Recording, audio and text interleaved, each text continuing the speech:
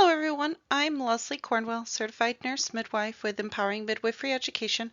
This section has to do with risk reduction measures specific for midwives.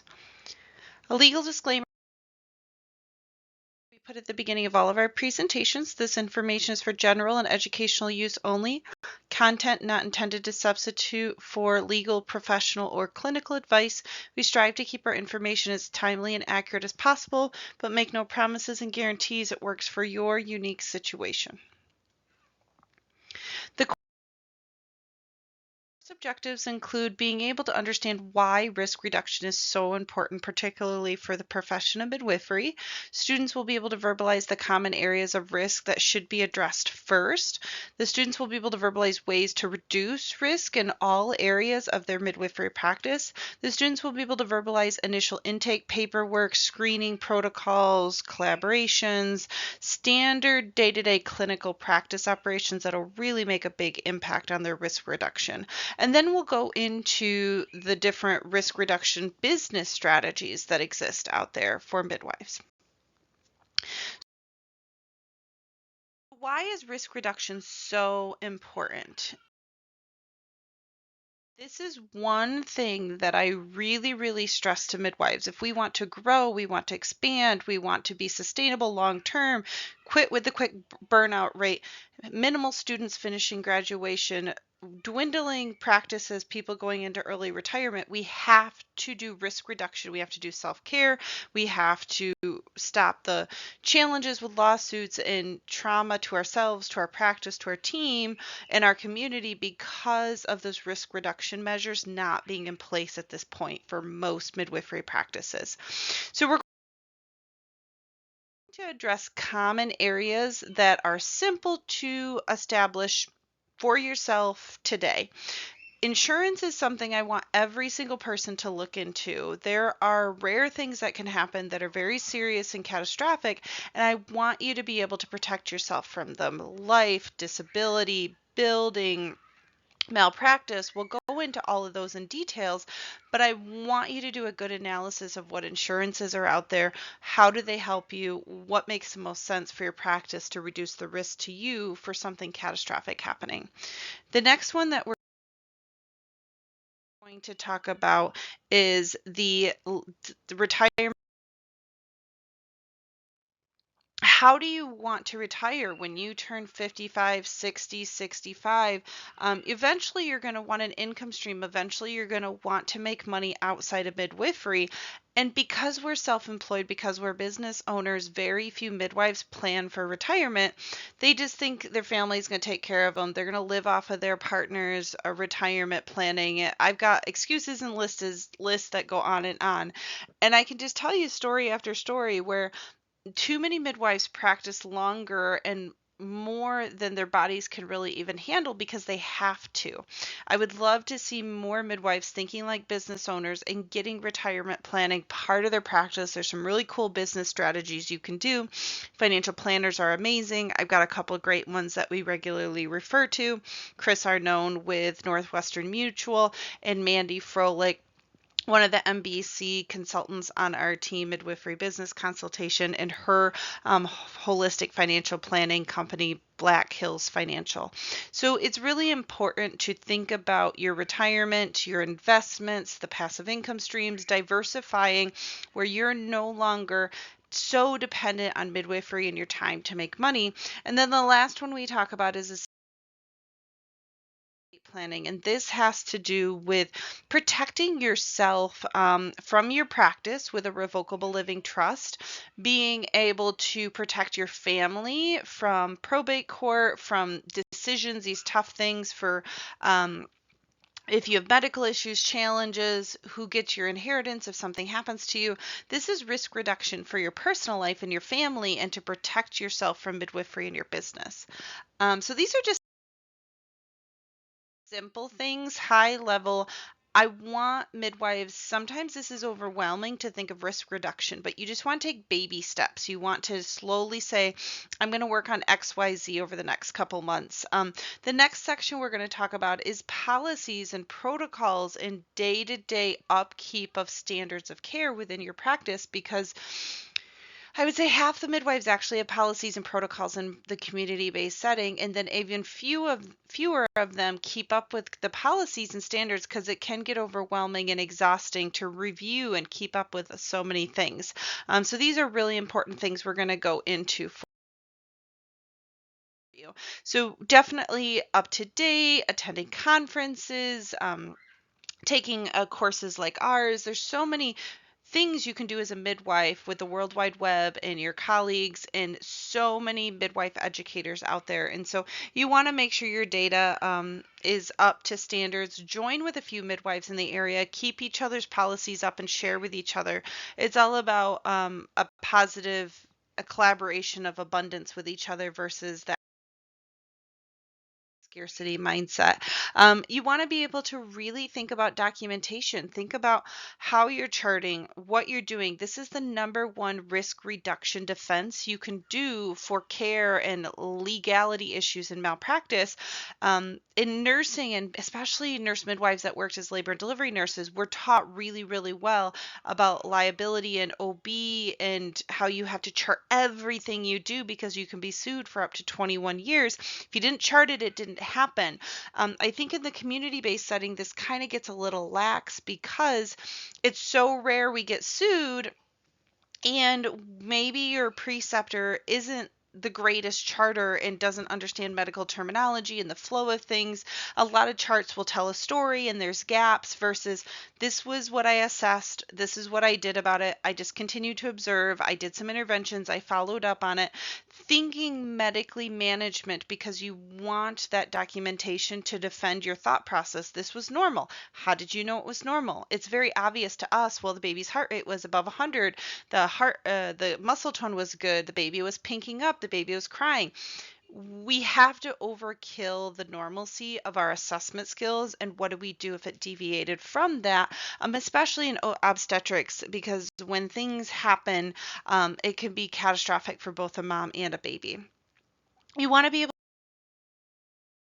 keep up with training, certifications. There's a lot of requirements you have to do just with your midwifery licensure and recertification. Everybody should be keeping up on a basic BLS and NRP with doing community-based midwifery for themselves and their birth assisting team. You want to really figure out what makes you happy. What do you want to offer and serve with your practice, and what certifications do you need to be able to show the community, to show the legal system, to show your colleagues that you have a basic core competency you're following, and regular drills and trainings to apply it. Just because you have a certification, actively practice NRP with your colleagues, your birth assistants, because it's rare in the community-based setting these things come up, but when they come up, you want to instantly have your fingers ready to do what you need to do. So there's a lot of things to think about with risk reduction measures. You want to think about the clients you're serving, your scope of midwifery practice, and from the very first visit throughout pregnancy to birth to postpartum, are they still a low risk, healthy client for you to be serving independently? If they aren't, who are you collaborating with? Is it written? Is it informal? How do you determine who you're going to communicate with? How urgent does it have to be? You should have lots and lots of protocols for this aspect of your midwifery practice, because this is the part, unfortunately, you're going to get sued most of the time for, and this is where the quality measures really stick out. So you want to talk about how are you going to co-manage? Is it going to be a phone call? Is it going to be a message in your secured EHR system? Is it going to be a doctor down the hall in your practice because you guys collaborate together? What does that relationship look like? If they're transferring care to a higher risk obstetrician MFM, is it a transfer within your practice? Is it a transfer out of your practice? How urgent can they be seen? How urgent is the need for the transfer? Maybe they need to go to OB triage and be seen by a resident and then get into the system that way. You need to determine when is a referral needed and how quickly is that referral needed. These are really important risk reduction measures that midwives need to have written down. This is what I take independently. This is what I would co-manage. This is what I would transfer care. And then these are the people that I collaborate with in my community. So you want to really think about all these wonderful things that are out there and how do you serve people do you take care of them? Because it is so important in midwifery that we are low risk, healthy care providers. And I think sometimes that cultural norm gets muddied of what is normal and what do we want to be normal. So the next section has to do with initial intake paperwork for our clients. Sometimes those agreements, those consents can be overwhelming. There's regulatory requirements. You want to get a good history. You don't want to miss anything. You don't want to have a breakdown of communication of some very key things: HIPAA, consent for out of hospital births, financial agreements, mandatory testings and screenings during pregnancy. Medical history is very thorough, and you can take really good care of them without missing things like their allergies, their medications, their medical surgical history. There's really important things you want to get access to: their obstetrical history. Is it their first baby versus fourth? Did they have any complications?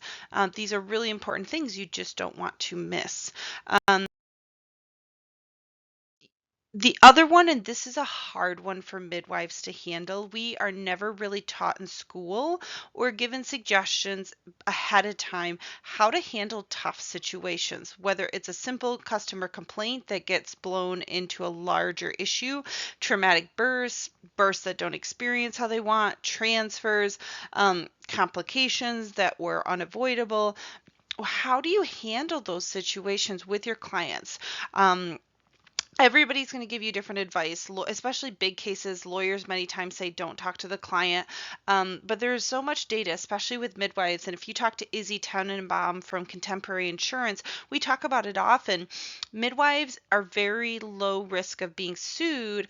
They tend to be sued part of a bigger lawsuit when there's a transfer and the EMS screws up and the hospital screws up and there's a lawsuit about a bad outcome and the midwives get pulled into all of it. Maybe it's not directly the midwife, maybe it is, but we need to be able to keep that established relationship that's strong with our clients and really have a conversation and not so much apologize for what we did, but apologize for what the situation had done to them. And I think midwives are better than the average healthcare practitioner on handling these situations. You want to be proactive, you want to address concerns, you want to truly listen to them, and you want to be careful with the words you use and think about how they're being heard and what's being said and what could be used in the court of law or is actually going to help out the situation. So you've got to be very careful in these situations. Maybe you have a neutral party present that's part of this conversation so it doesn't just decline quickly. So there's so many you want to think about. We don't like to hear about things we did wrong with our practice, things we did wrong with our care, things that our clients are frustrated with us about. But you also have to think about being in their situation. They just had a really traumatic birth. They had a nasty tear. They had a baby that had an extensive newborn resuscitation. They had a postpartum hemorrhage that they needed blood and almost died, and a non-reassuring heart tone, and worried about their baby dying and had an emergency C-section. You have to not so much apologize for what you did, but apologize for just the empathy and understanding that you feel so sorry for what happened to them, not so much what you did or what the system. Sometimes there's just bad outcomes. You want to document everything. You want to have good quality measures. You want to have good follow-up processes. The whole point is we are proactive versus reactive. We want to hear if we're missing protocol issues and challenges and problems, if we're not explaining our financial agreements well, we're not talking about the insurance processing steps well, we're not talking about what is part of midwifery scope and what you risk out for. There has been some tough times for me, particularly 42 weeks, water broke, hasn't went till labor after 24 hours.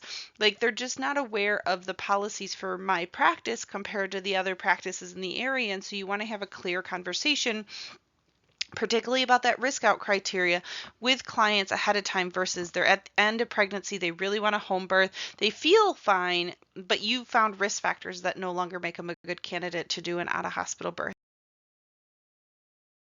So the thing we're going to shift to is business risk reduction. So this is a really hard one for midwives because we aren't getting taught business education. We learn blind leading the blind. Hopefully you have a good mentor that teaches you. That's why we've created our courses and content, because I want midwives to have a risk reduction strategy that's not high overhead cost. It's just simply implementing it. Choosing the right business entity structure for you. I don't encourage midwives to pick sole proprietorship. It's the easiest, but it's not the one I encourage because there is no protection from you from the business.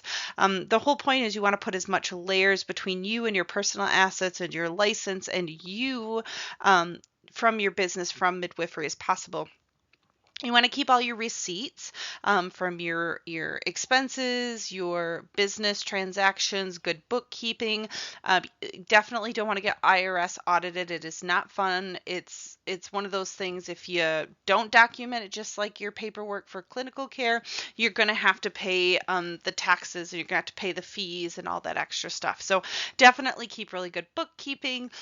Maintain a corporate veil of protection. Don't commingle funds between your personal and business. If you're buying groceries for home, use your personal credit card and your personal funds. If you're getting food for a conference, for a training, for a birth, that's business related. So you have to really understand when you're purchasing things and trying to separate them as soon as possible, because really good lawyers are going to be able to get to your personal assets because you are mixing and confusing and not treating your business as a separate entity.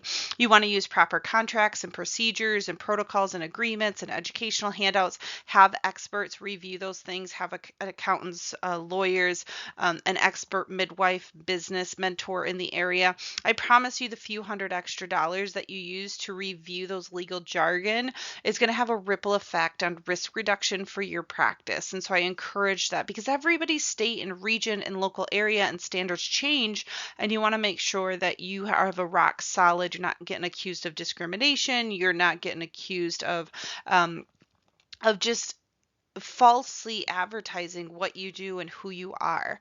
You want to have a really strong hiring and firing process within your practice, trainings.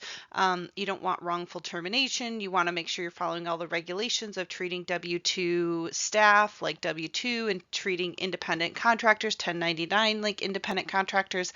I can tell you situation after situation where someone was hired 1099, but then they got treated like an employee. Guess what?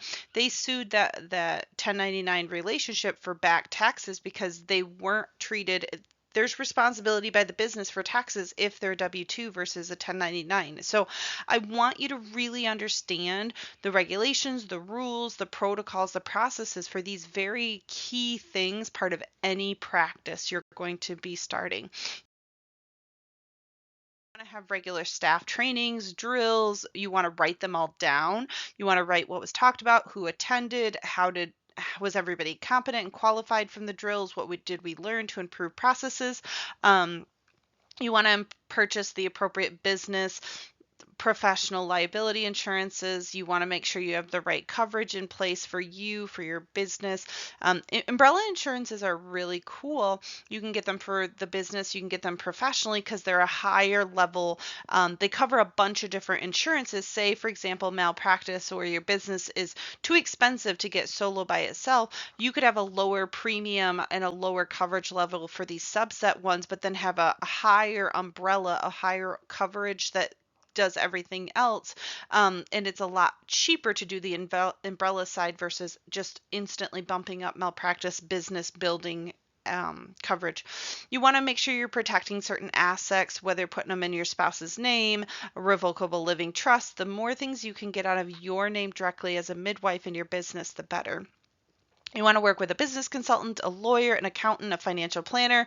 You want to make sure that they're not finding any cracks in your business day-to-day operations that'll put you at unnecessary risk. The last thing you want to do is you want to find out the risk after it's too late, it's already occurred, versus we fill in the cracks in your plan. So you have a game plan, you have an option, you have a way to handle things if they come up.